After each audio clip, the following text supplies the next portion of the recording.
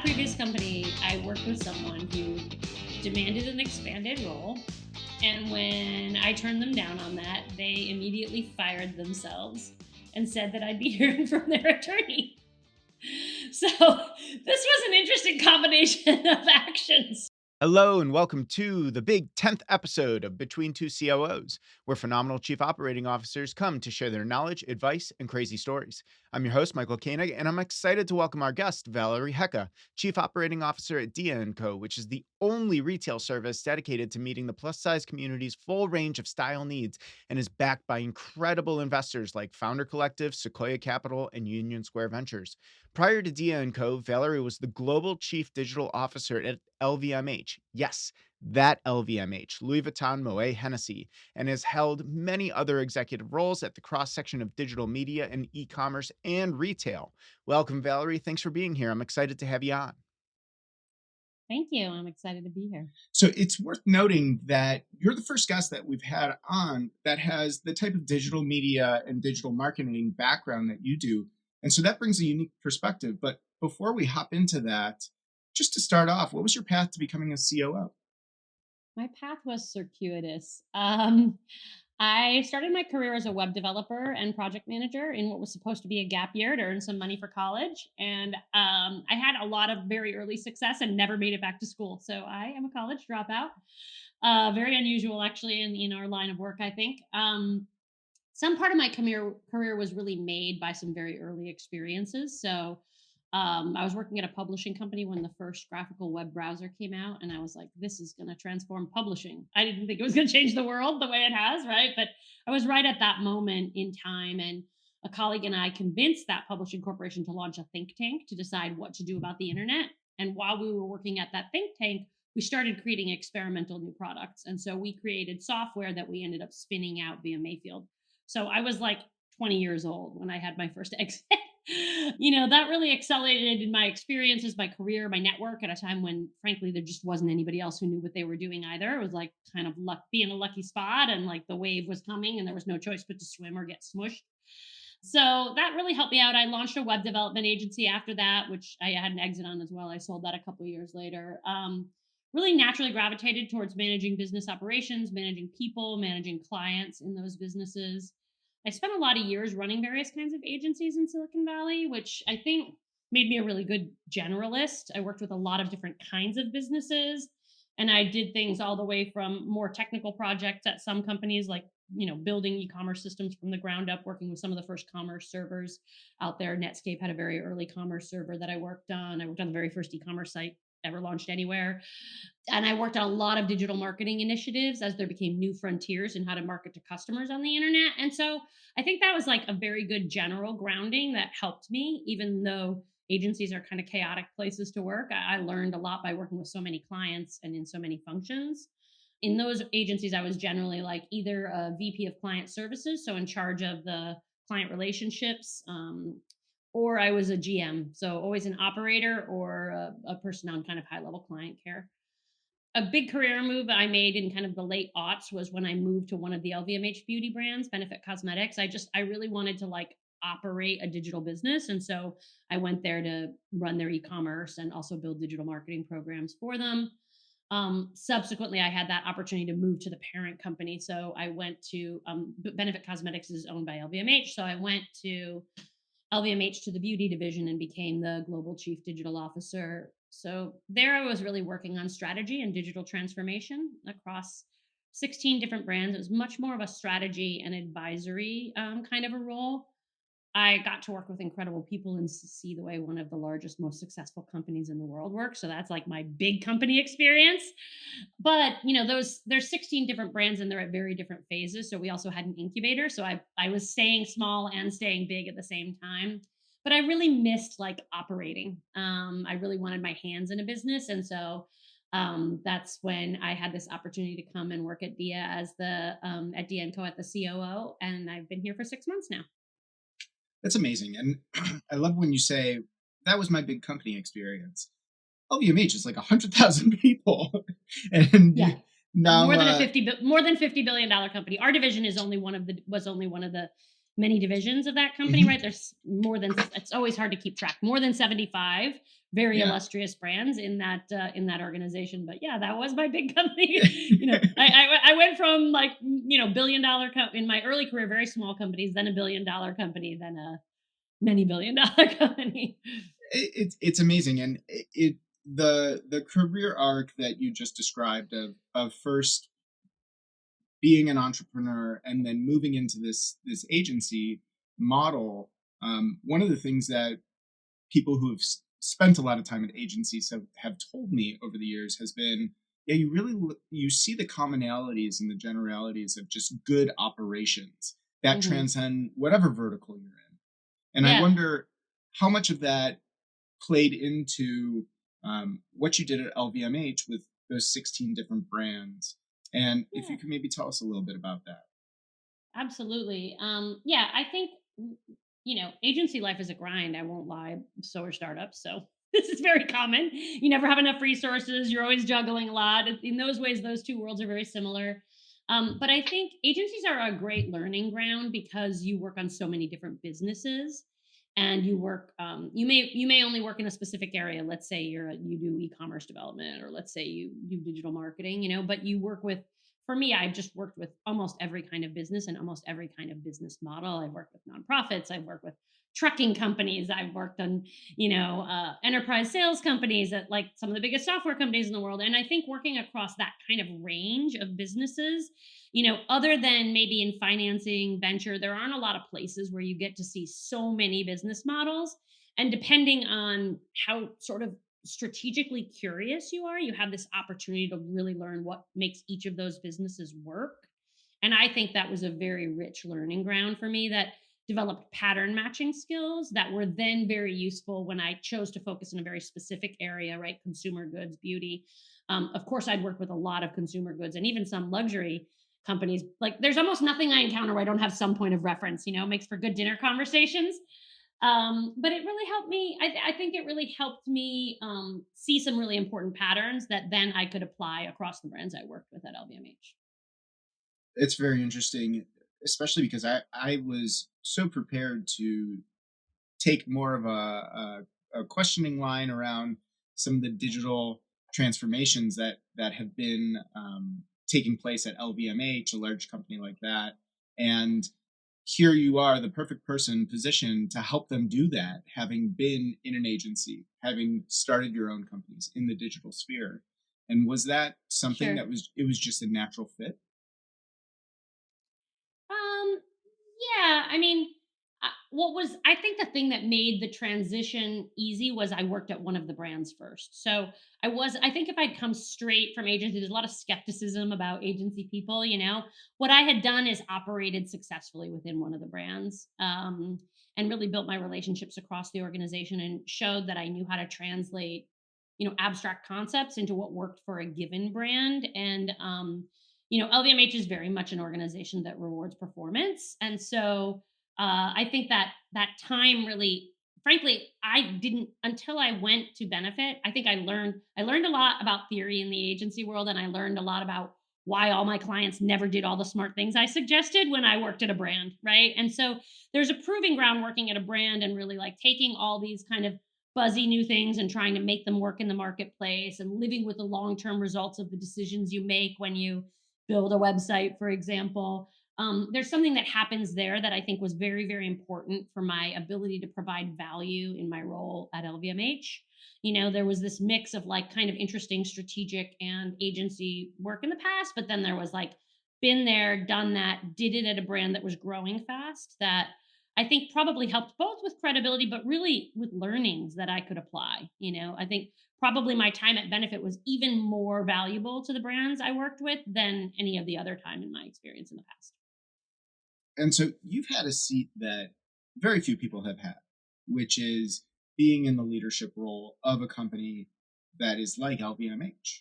And I wonder, going from a company 50 billion, 100,000 employees to I believe Dia's around 150 employees, what are some of the learnings that you have taken with you from operating at that high level with LVMH and then translating Mm-hmm. it back to early stage startup?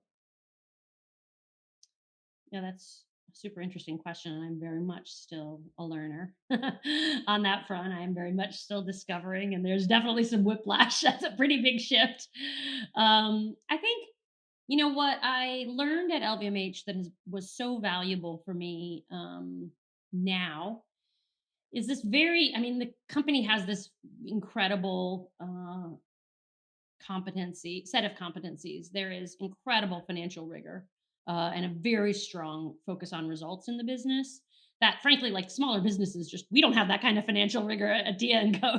Like we're running tight and fast, but it's not the depth of expertise, experience, analysis you can bring to the table when you have a very large company with incredible financial engineers is just different, right? But a respect for financial rigor and just like really being very results oriented on the one side with a very unusual combination at LVMH, which is an incredible respect for creativity and for the power of brand. It is very unusual to bring together that like left brain, right brain kind of skill set. And what LVMH is amazing at in brand after brand is like creating brands that will last through the ages, and being very long term value oriented and doing that through the power of creativity and brand, which is something that I think very few startups know and understand super well. Just to have worked somewhere that could have some of the highest order creatives in the world, right? I mean, LVMH, the fashion houses, have some of the very best and brightest creatives in the world working at them. And the way the organization worked with and empowered those creatives, um, while being this very rigorous, results oriented organization, is like a very interesting and sort of powerful lesson that I took away, and that I am now thinking about how to apply at a very small company with a very different set of not small, but comparatively, right? With a very different set of resources. But I think there's a tremendous amount of power in sort of the combination of left brain, right brain thinking in an organization that is sometimes a little bit lacking in Silicon Valley. And it's been fun for me to bring those learnings to Dia&Co and see where we can go. That's phenomenal. You spoke of a little bit of the whiplash from going to LVMH to Dia&Co. You kind of had to reset maybe both your left and right brain. What is Everything was a reset. Like there was a trough of sorrow months 2 and 3 where I was like, oh my God, am I going to be able to do this? This is such a big change. I went from having this incredibly efficient executive assistant who was literally an extension of me. We had worked together for many years, and so to suddenly scheduling my own meetings and switch to the Google Suite. Had been using pokey old Microsoft before that. Like everything changed at once. The scale of the organization, the level of tasks that I needed to dive into. Um, LVMH actually at the corporate headquarters level operates quite lean because it really tries to put its resources in its operating companies. So it's not like I had a ton of resources, but it was a huge and massive shift. And every once in a while I still trip because I'm still getting used to that shift. I can imagine.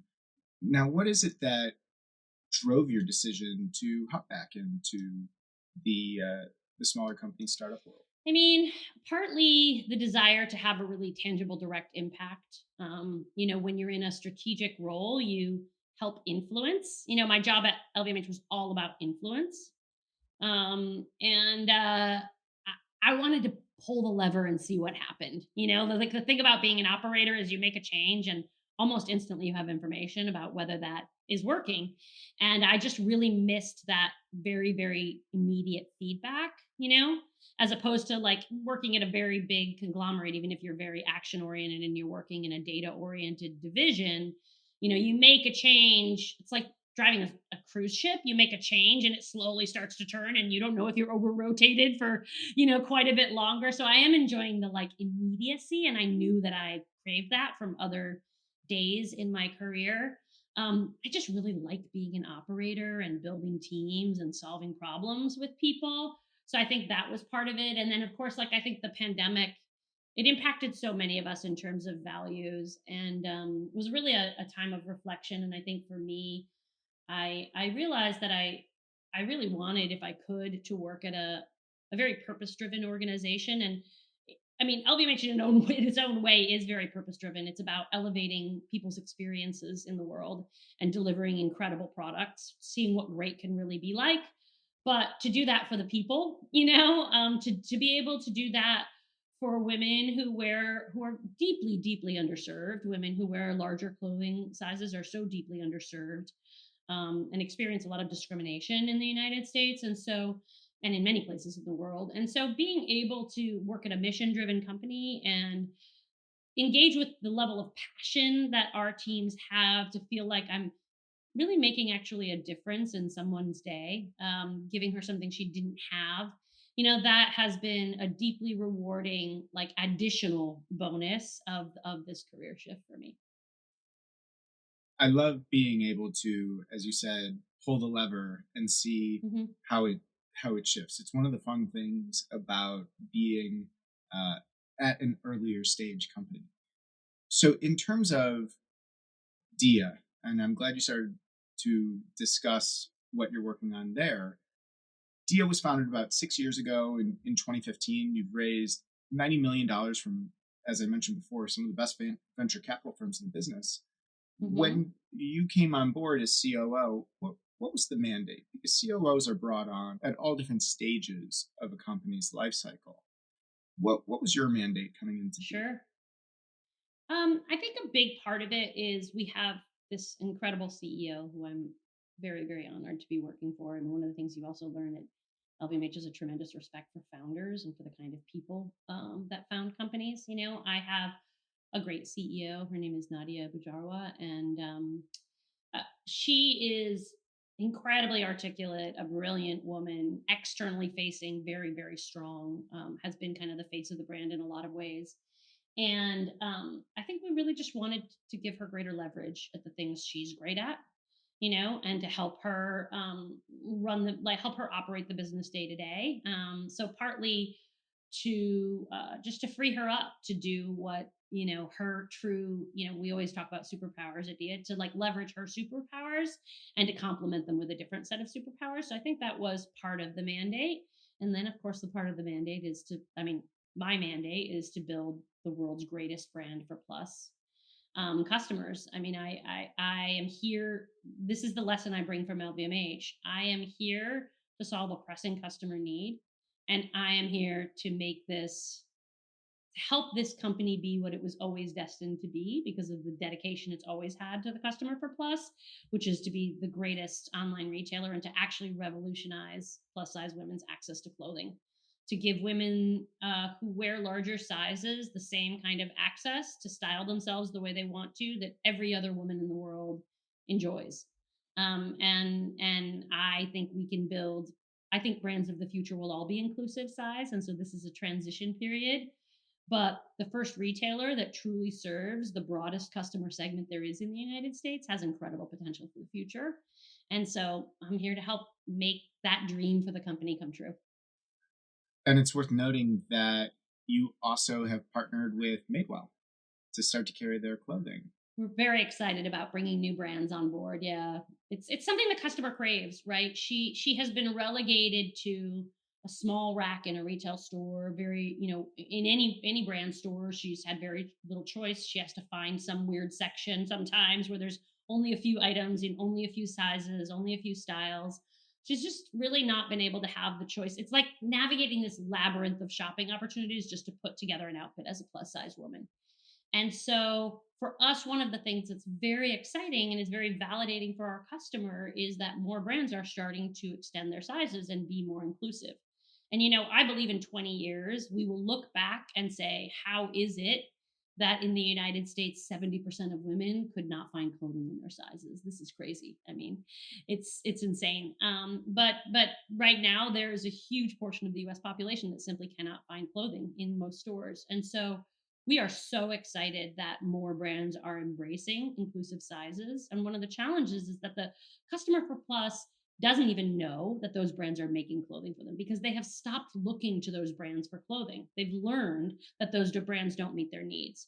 So something unique we can do for those brands is just help we can aggregate the customer for plus, the eyeballs of customers who wear larger sizes, and we can help those customers understand when new brands enter and extend their sizing into inclusive sizes. And so there's a real like marketplace fit there, right? Between the customers who need the clothing brought together so they don't have such a difficult shopping experience and so they can find their style.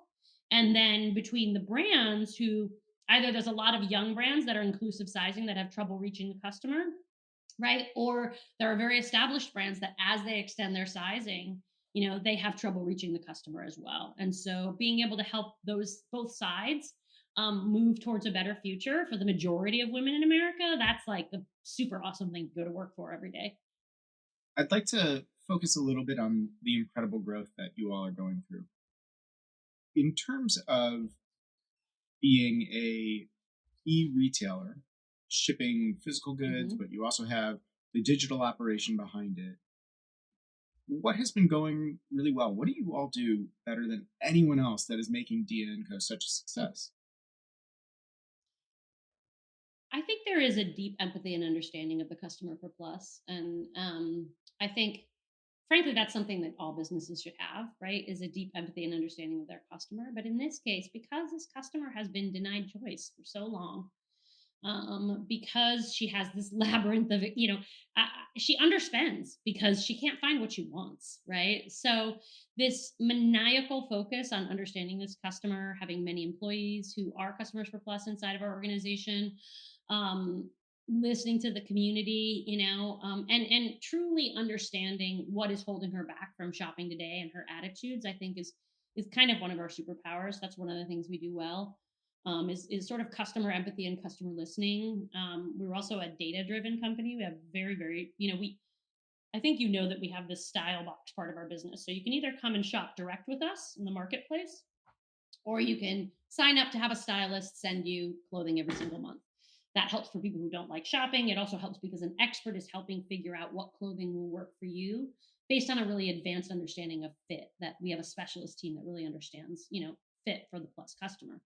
So, those style boxes, that business experience, I mean, there's quite a few businesses out there with membership, but it's a relatively unique offering that we think very specifically serves the needs of the plus customer. And we do it because it's hard for her to find clothes and try them on, and she likes to try them on in the comfort of her home, and she needs to try more things on than her straight size counterparts do, right? Because the reality is there's more range of shapes of bodies in plus customers than there is in straight size counterparts. So we know we're doing something that she needs. But the great thing about doing the style box business is that she gives us feedback on those products when she sends them back. So she picks what she wants to keep, and then the rest she sends back to us. It's very low risk for us. It's very low risk for her because she pays a very small fee and then only pays for what she keeps, right? When she does her returns, she gives us a ton of information about how this item fit and the style and the fabric. So we are a data-driven company that has in a lot of ways, I think in the future, we will have the largest database of information about customers for plus and how their clothing fits in the world, right? And that is very exciting as well. So I think we do data very, very well. And we are developing a very advanced understanding of what she needs, which is allowing us to be a better partner to the brands that come and sell on our marketplace or sell through our style boxes as well, because some of them are entering sizing for plus, and our merchants are really experts in understanding where brands fall down. We have incredibly rich data, right, that we can use. So I think data is one of our superpowers. And then just happening like less of a superpower and more just where we're sitting in the marketplace right now is at this intersection of need on both sides. And so matchmaking the great brands that want to serve this customer, right, with the customers that want brands and maybe don't even know which brands serve them, that is like an exciting part of the business as well. Try before you buy, as you just mentioned, is such a key part of the business of being able to find that right fit. And you certainly have this feedback loop where you're receiving, as you mentioned, specific details on why this wasn't a good fit, whether it's a shirt, whether it's pants, whatever it may be. What sort of logistical and operational challenges does something like try before you buy introduce? I mean, that is certainly you're shipping product out It's a nightmare. and getting a lot back in. It's very challenging. I'm sure people have read about like the Stitch Fix business model, and so they maybe know a little bit about that. But it's true that offering this service to our customers, both the styling box experience where a customer can order a box and a stylist chooses the items, and then try before you buy, which we have a marketplace so the customer can either use a stylist and have discovery and curation by the stylist, or they can shop direct on our marketplace, and that's a really fast growing part of our business because a lot of people just want to shop direct, right? If you shop direct, you can use that try before you buy feature as well. So any customer can put down a $20 deposit and order 10 items to try at home, which is pretty phenomenal, right? The customer absolutely has to have it. Like this, we believe this is a very important part of the service that we offer. That's really about like us understanding the unique needs of Plus and building our business around her needs first and foremost. It's also very challenging from a logistics perspective. We had to become very, very good at returns. So we have an in-house. That's why we have our own operations center. A lot of businesses our size might, have a third-party distribution center, but we have to be so good at returns, and we are. So we have built this incredible capability at returns, and we're very efficient and very cost efficient at returns, which very few businesses can say. Now we definitely have some advantages there, right? Because being very good at returns, when we open the marketplace, when brand partners want to sell through us, we can handle returns for them in a way that no other retailer can. And we can absorb those returns instead of them becoming sale items at the end of a season. We often have the ability to move those quickly into style boxes. So the two parts of our business are very complementary and give us really unique benefits for brands that choose to sell through us that are hard to find, frankly. But I really think that like winning for Plus requires these elements in our business. I would imagine so, especially with just the state of the world right now in during COVID. Yeah. And supply chain. The role that e-commerce and e-retail has played over the past, 2 years now. Yeah. Can you maybe talk a little bit about the dynamic of switching gears back into that fast growth mode after coming out of perhaps maybe survival phase? Yeah, that's a great question, because for sure, like any business, I mean, I think we went into survival mode, and frankly, every good venture capitalist at the beginning of the pandemic sat all their portfolio companies down and said, it's time for survival mode. And we did a really good job moving into survival mode. This is such a scrappy crew, my team. And so they did a great job of doing that. And I think what's been very interesting for me to watch as the company comes out of that period of time and moves back into rapid growth is just seeing how much you need a completely different skill set, right? So there's a set of skills that you need to be a survivor through an economic disaster. Well, I mean, much more than an economic disaster, but let's focus on that piece, right? There's a set of skills that you need to survive that. And then there's a set of skills that you need to be a high growth company. And they are different. There's some overlap in that Venn diagram, but they are very different. And so what's been really interesting is helping the team switch gears and say, the skills we have, the resilience we have from survival mode, those are great. But now we need to use the skills that we have from high growth mode. And many of our team members have been with the organization for a long time. So we have people who've been through feast and famine, which has been really helpful. But I think like all businesses really, like first of all, there's a competitive advantage, I believe. If you've been through survival mode and hyper growth mode, you have a competitive advantage because you have a very different set of skill sets than any business that's only been through one of those. So I see that as like resilience and strength for the company. But I will say that like as a COO, I am working very consciously to help our business shift back into that invest to grow fast, assume great things are coming, optimistic attitude that frankly, like when everybody got knocked on their ass in the pandemic, that attitude had to disappear, right? So kudos to everybody who made it through that time and is in whatever phase they are, still recovering, seeing fast growth, seeing slow growth, we made it so far, and you've got a set of skills that are going to be really helpful for the future. What have been some of the more successful approaches that you've taken to kind of shifting that gear from survival mode to the faster growth? Um, a lot of it has been team spirit, frankly, and just like attitude. I think as a leader of the team, you're called on to be different things at different times. You're called on to be the authoritarian and the badass boss that gives people a lot of tough love when needed. I mean, my attitude in the very early days coming out of the pandemic was very much about building people's confidence and sense of optimism for the future, because we tended to see things as challenges instead of seeing the flip side of the challenge, which is what is the opportunity. So a lot of it is like, frankly, just being the cheerleader, giving people a lot of positive.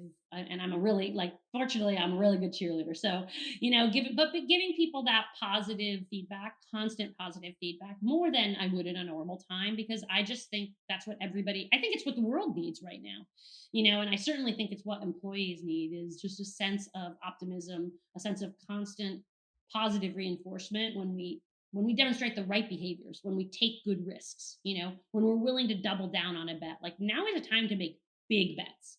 The companies that are making big bets for the future right now are going to find out whether it works or not. But slow incremental growth out of this kind of economic slowdown for people like retailers and stuff, those people are going to get left behind. So I think it's like attitude and communication more than anything else. I would love, like, maybe, I don't know if there's a place, I would love to hear other COOs feedback of how they're dealing with this. You probably do a better job talking to more COOs than I do. What have you heard?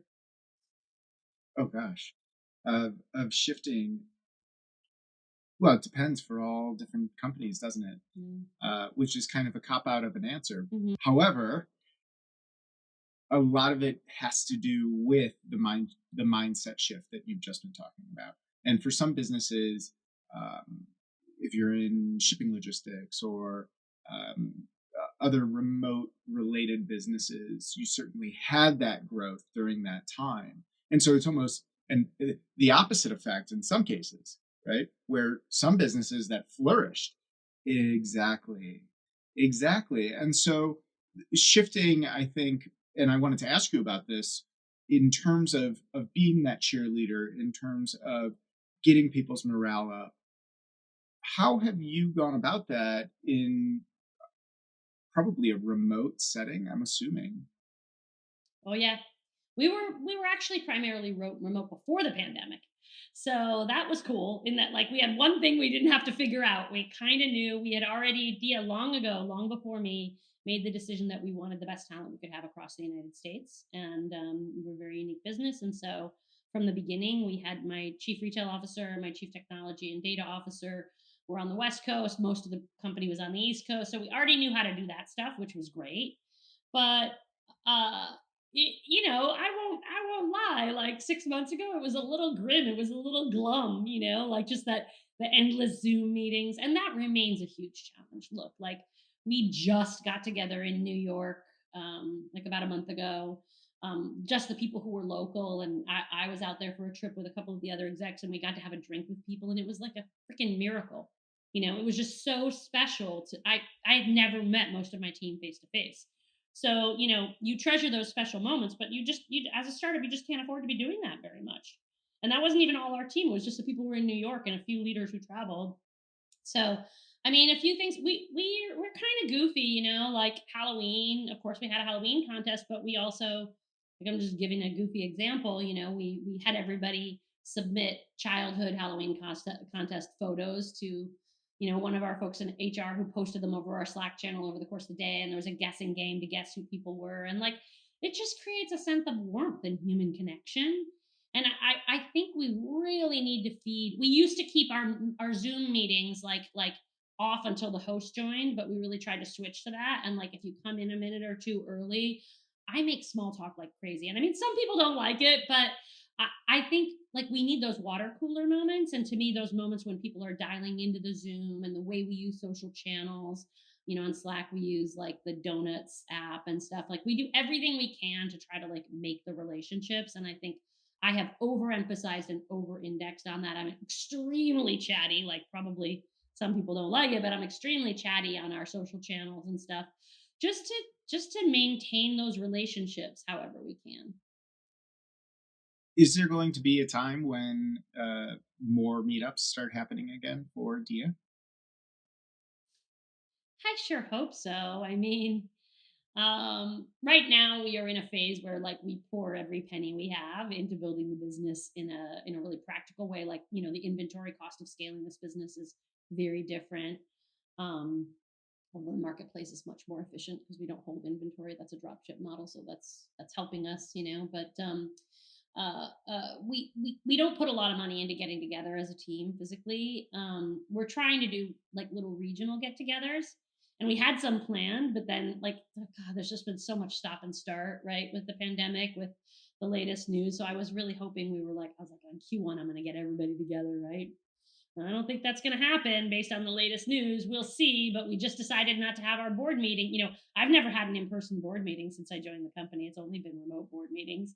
We just decided not to do our February board meeting in person again. So I don't know. I think this is the way we're going to be living for a long time. And I think this is the way a lot of businesses are going to do business for a long time. So then it's like, well, what is it that you do for your people, to give them a good life? Because there are some benefits to working from home, but there are some really hard parts. Yeah, absolutely. The hard parts can definitely be, especially for folks who are also extroverts, who like being around other Yeah. people, who thrive off of that energy. How do you create that opportunity as well? Is such a challenge. In terms of, you talked about some of the big bets that are being made, and I'm wondering if Mhm. you can tell us a little bit about how you all are thinking about the future as far as being one of the leading e-retailers. What's coming down the line? Where is this? I know you don't have a crystal ball, but certainly you have a I sure better don't. concept than I do. I sure don't. I mean, I guess one thing to say is that, customers for Plus have been shopping online way ahead of their straight size peers because it was the only way to find all the clothing or the breadth of clothing they wanted. So, whereas maybe the pandemic massively accelerated the percentage of sales online for other segments, for us, certainly it's great that more and more people are adopting shopping online, but we don't see a huge change there. In terms of what I think will fuel the business growth for us, I mean, first of all, we believe that building a marketplace for this particular, given the things I've described about how you have brands that need to reach the customers almost ad blind to those brands. They just assume that brand doesn't make clothing for them, right? As well as customers who are tired of having to go to 15 different websites to build an outfit for, their holiday party. We think there's a lot of opportunity there. So, like for us specifically, we're very excited about building, the greatest marketplace for Plus customers that the world has ever seen. And like, it's amazing, unfortunately, how low the bar is for that right now. But we have a very high bar for ourselves in terms of the breadth and depth of selection we want to offer her at Dia&Co. And then I think in terms of like industry overall, one of the very interesting things I think is in some ways e-commerce apparel for a long time has been like sell a person a product by putting on a product detail page and maybe have a cross sell and you might also like section below the main image. I think there are two things that are very interesting that we have our eye on, and it's really lessons learned at LVMH. But you know, one of them is really wardrobing and the idea of offering, which is an expertise we have already from our styling business, but being able to offer customers a whole look and being able to put that together for them. I think people crave style help. So I think there's a big opportunity for wardrobing and for more intimate sort of chat based selling in order to do more wardrobing for our customers, really help her build a great outfit and build a great wardrobe, which is one of our core strengths. But doing it in a marketplace environment as opposed to in the style box environment is going to require a different set of tools. And then I just think like the way we help people shop has to change. If you look at the business trends in China, so much of what's being sold is happening via live streaming. I mean, if you look at like if you want to have a big Singles Day in China, 11/11, it is absolutely impossible to win 11/11 without having the very best influencers in the country pimping your items on live stream on Taobao, or Alibaba, and fighting for those best spots for big audiences to be able to see your product being sold is very important. And the consumer response to you know reviews from people they believe in and demonstrations of product it is an undeniable critical market trend in that market. which I think is the most advanced, e-commerce and digital market in the world. So I think that's coming to all of us, and we're really asking ourselves. We've had a few viral hits in this area, right? We've had a few influencers who just did like a great TikTok reel, and we've seen that actually convert into really good sales. But it's not, we don't have the code cracked at all. And I think the US audience isn't entirely there. They're not sitting around watching live streams all day long for shopping tips. But that is what is happening in other parts of the world. That is what is happening in Asia. So I believe that's going to be a very, very powerful force in the future. Wow, there's so much to unpack there, but I wanted to ask about Nadia and the dynamic that the two of you have prior to joining, when you were looking at joining the company. How did you figure out, okay, is this going to work? Because the CEO and COO relationship is so important. Yeah, I mean, like, look, let's be honest. Partly it's good luck. I trusted my instincts and I was right. But there are a couple things. First of all, like when I'm 25 plus years into my career. I'm 30 years into my career. And when you've been around for a long time, you develop an instinct for when an interview is going well, when the connection is right. And you learn it's everybody has the instinct. You learn to trust it, and you learn where you need to adapt for your biases. And that is not something that you know early in your career. So number one, like I wanted to work for Nadia the first day we spoke. And it was my job to convince her that I was the right person for the company. But then, there was a great, the team, Nadia and Lydia, who are the co-founders. I haven't given Lydia all the great credit she deserves to, because she's an incredible co-founder. But Lydia and Nadia asked me to do an exercise to think about the customer journey for the Dia customer and where I thought it could be strengthened. And that's a huge undertaking, right? It's one of those things where, like, please don't spend more than 3 hours, but boil the ocean. I felt in that, going into that conversation, that I did need to show them my strategic thinking, but much more importantly, I wanted to find out what it was like to put controversial ideas in front of them. I wanted to see what it was like having a disagreement. And so I spent most of my time like ideating things that I thought were a little out there, because I wanted to see what it was like having a conversation where they had to tell me I was wrong and I had to try to convince them I was right. And that was all I wanted to get out of that conversation. Like, what's it like when we don't agree? What's conflict like here? Is it constructive? Is it interesting? How do these people engage? Because that, for me, I think you have to go into these things knowing you have to go into these things knowing yourself very well. And that's the advantage of 30 years of career experience too. Like, I know what I need in the people I work with.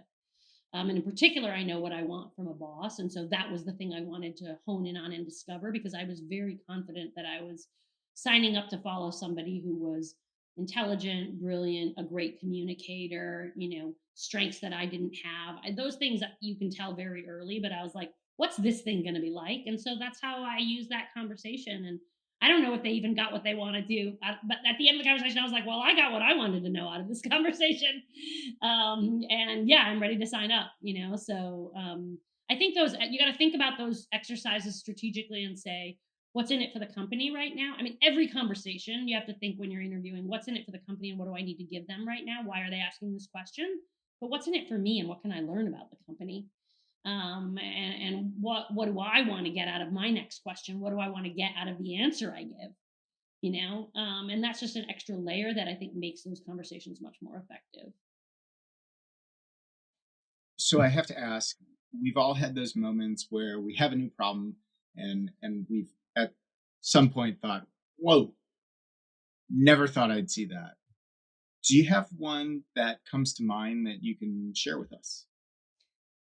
Yeah, it's not a Dia&Co problem. Boy, I have a lot of Dia&Co problems. I mean, running a startup, like, shout out to everybody doing it. It is not for the faint of heart. We have problems every day. But I think, one of the most interesting sets of challenges that you have are crazy people issues, right? So this is from a previous company, but at a previous company, I worked with someone who demanded an expanded role. And when I turned them down on that, they immediately fired themselves and said that I'd be hearing from their attorney. So this was an interesting combination of actions, right? And then there was a lawsuit. So I think I think some of the most unusual things you deal with as a COO are people things, right? The business surprises they fall into patterns, you learn, right? But people are the wild card in running a business.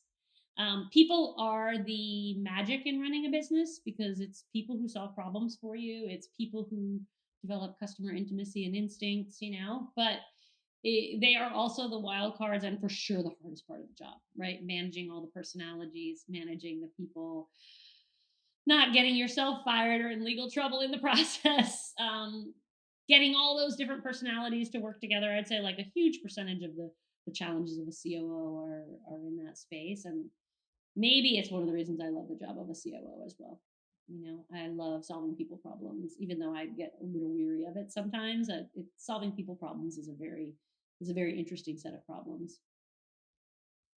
Yeah, I'm trying to imagine sitting in a room with someone coming to pitch, hey, here's why I should be doing X, Y, and Z, and then saying, all right, thanks, we'll think about it, and then them saying, you know what, I'm firing myself now, and you're going to be hearing from my I was attorney. just agog. I was agog. It's like, what just happened? Okay, Oh my like goodness. but wait, obviously, when you get a signal like that, you couldn't be happier that the person's leaving the organization because that kind of the one thing you can't tolerate is toxic behavior in an organization, and the one thing that's not good is crazy behavior in an organization. So, I mean, it's always good to check. Sometimes people go through incredibly stressful things, right? Like I want to say, like, when something really unusual happens with an employee, the first thing you got to ask is, what's this person going through? Is this a one-off thing? Is there something going on in their life that I can understand to get them back on the right track? But when there's a legal threat, you don't get that opportunity, right?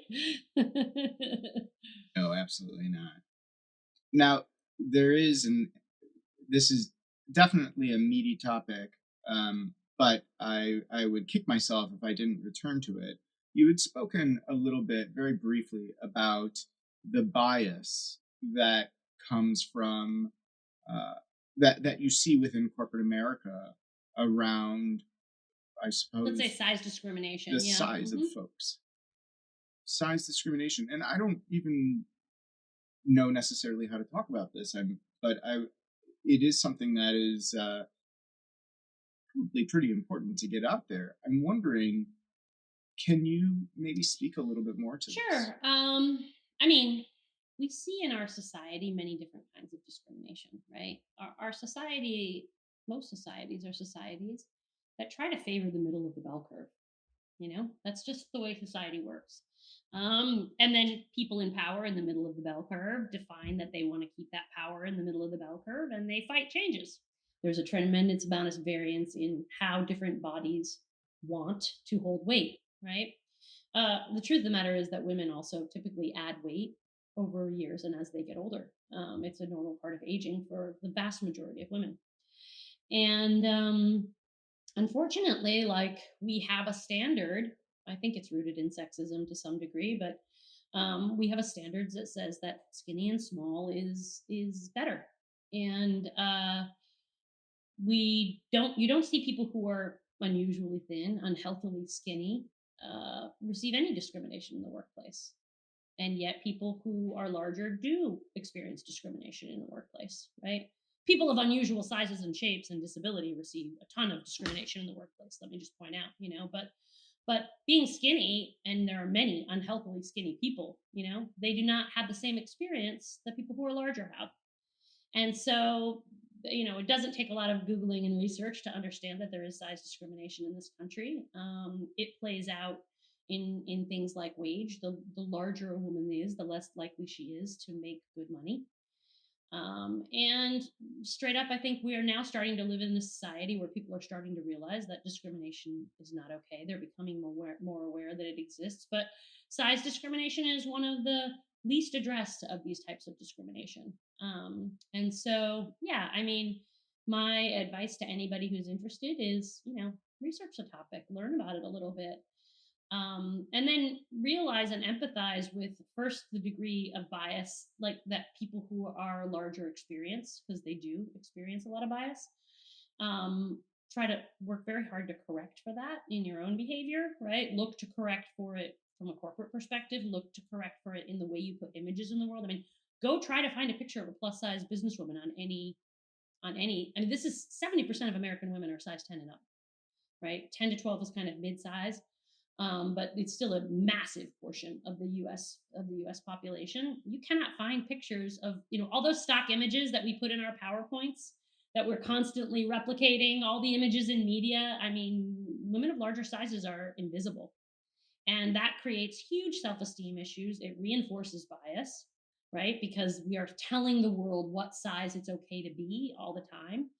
And there's a huge opportunity to do better. We should do better, just like we should in many other important areas. So it is inspiring to imagine a world in which a person can live a happy and fulfilled life and have whatever job their aptitude allows them to have, and to have whatever wardrobe they want to have and express their style in whatever way they want, as we start to unwind this issue. And it is deep and systemic, and it will take time, but the future is coming, and it's going to be a lot better. Thank you for sharing that, and thank you for expanding on it. And it brings a whole new light to what you all are working on at Dia. Yeah, it's very exciting to be a part. It's a privilege and an honor to be a part of that kind of change. Well, Valerie, thank you so much for coming on the podcast. Where can people go to keep up with you? Gosh, I'm so bad at external communications. I guess they can find me on LinkedIn at Hoecke, VHOECKE, or Valerie Hoecke. And certainly, if you're interested in our business, you should check us out at Dia&Co, Dia.Co. Fantastic. Well, there you have it. Well, thanks for listening to Between Two COOs. I'm your host, Michael Koenig, and a very special thank you to our guests.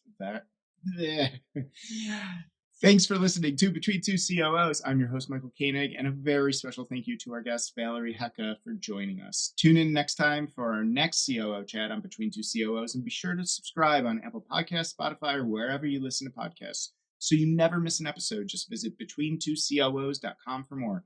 And if you have a minute, please leave us a review on Apple Podcasts and tell others about the show so they can get great advice from phenomenal COOs. Thank you for listening, and tune in next time. And until then, so long.